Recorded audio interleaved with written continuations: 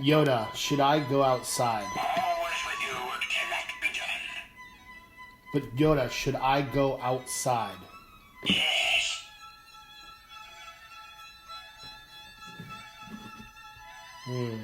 Hi, I'm Mr. Sparborough.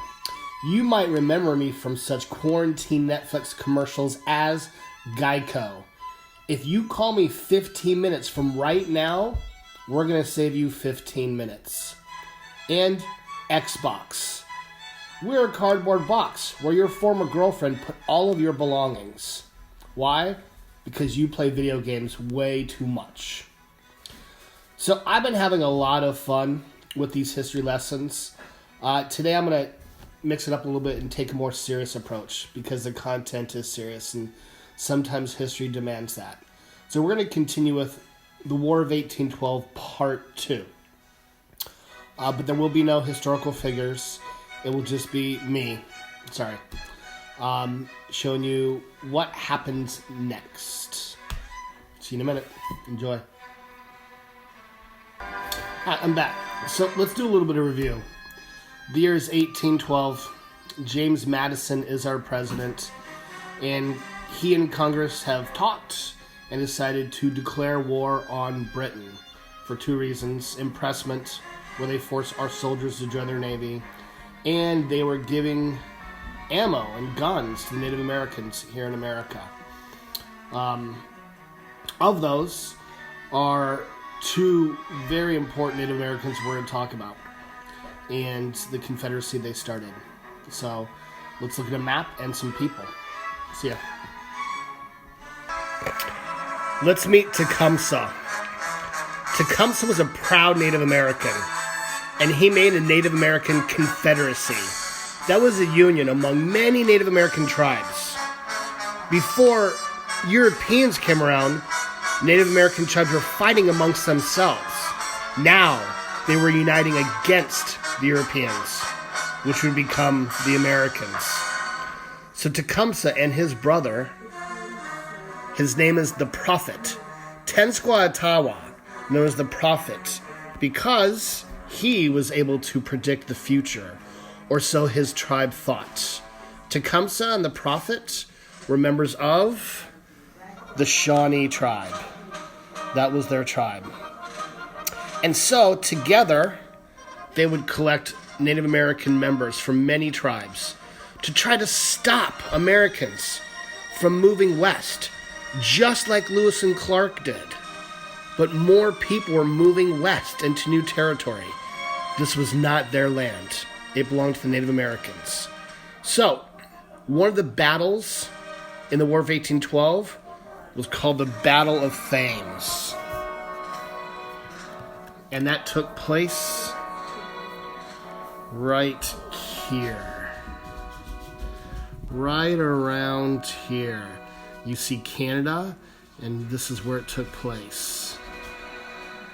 And it was the Prophet and Tecumseh and other Native American tribes and the British that went there. Look at all these ships. These are all the British ships. This was just a distraction. They would post up here along the coast, making us think, oh my goodness, we should defend here. But no, then they came from Canada down to here. There are two major battles. The Battle of Thames was won. And Tecumseh was there, and the Prophet was there. It was at this battle, the Battle of Thames, where the Prophet said, "Do not worry, my Native American friends. The white man's bullet will not hurt you." In the end, at the Battle of Thames, it would be doomed for Tecumseh. It would be his life. He would perish, and the Prophet would be on the run. And the Native Americans and the British would lose the Battle of Thames. Victory for America, but doom for the Native Americans. Next came a man you all know. This is Andrew Jackson. He does not deserve to be on the $20 bill. We will talk about that later. And yet there he is. He is known as being one of the greatest generals in American history because of what he did in the War of 1812. I will point out two important battles of where he is heralded for his efforts. But that's only one side of this man. I will expose both sides. But there is General Jackson. He is going to fight in the War of 1812 against a Native American tribe called the Creek. The Creek were from Mississippi.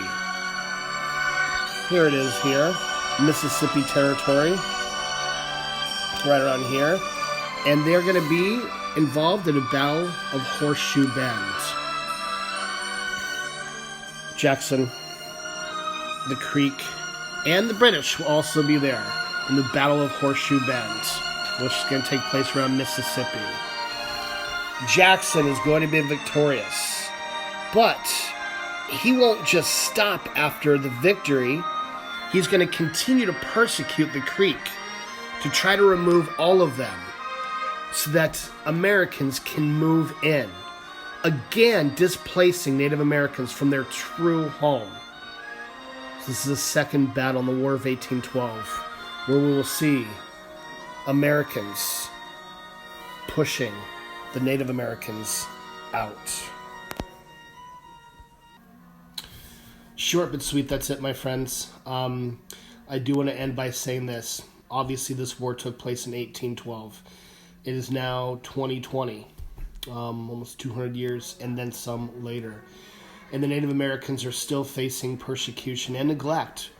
In fact, right now, Native American leaders are petitioning and begging our government to send them aid, to send them rations of food and medical supplies because they have none. And they're infected with the coronavirus and dying in great numbers. And our government has not responded. The persecution continues. So take a moment and maybe think. There are ways to reach out and help them and others. And just by knowing history, those who are not learning from history are doomed to repeat it. We can try to make a better path in our future. Until next time, my friends, stay healthy. Goodbye.